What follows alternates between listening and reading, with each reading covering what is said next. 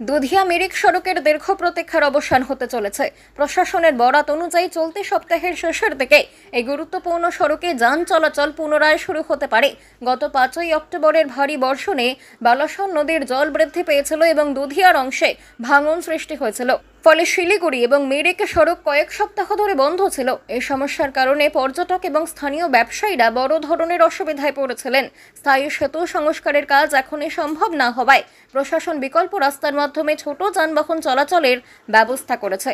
রাজ্যের মুখ্যমন্ত্রী মমতা বন্দ্যোপাধ্যায় গিয়ে ভেঙে যাওয়া সেতুর ধারে দাঁড়িয়ে প্রশাসনকে যাবতীয় নির্দেশ দিয়েছিলেন। তারপর প্রশাসনিক তৎপরতাও সেখানে তুঙ্গে।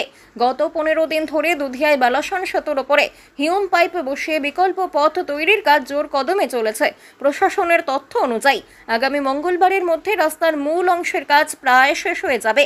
এরপর মাটি ফেলে রাস্তা শক্ত করা হবে এবং পরীক্ষামূলকভাবে ছোট যানবাহন চলাচল শুরু হবে। মিরিক পুরসভার প্রশাসক এল.এন. রায় জানিয়েছেন, দুধিয়ার মাধ্যমে মিরিক এবং শিলিগুড়ির যোগাযোগ দ্রুত স্বাভাবিক করাই আমাদের প্রধান লক্ষ্য। আশা করছি এক সপ্তাহের মধ্যে এই বিকল্প সড়ক চালু করা সম্ভব হবে। বিদ্যুৎ বিভাগের পাইপলাইন এবং অন্য ক্ষতিগ্রস্ত কাঠামোর কাজও সমান্তরালভাবে চলছে। প্রায় 220 মিটার দৈর্ঘ্যের এই বিকল্প রাস্তা দিয়ে প্রথম পর্যায়ে ছোট গাড়ি চলাচল করা হবে। পরিস্থিতি দেখে বড় যানবাহন চলাচলের অনুমতি দেওয়া হতে পারে।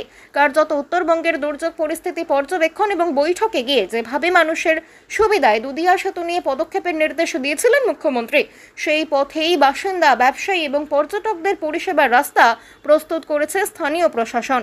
বাংলা খবর, আপনার রাজনীতি, আপনার আওয়াজ।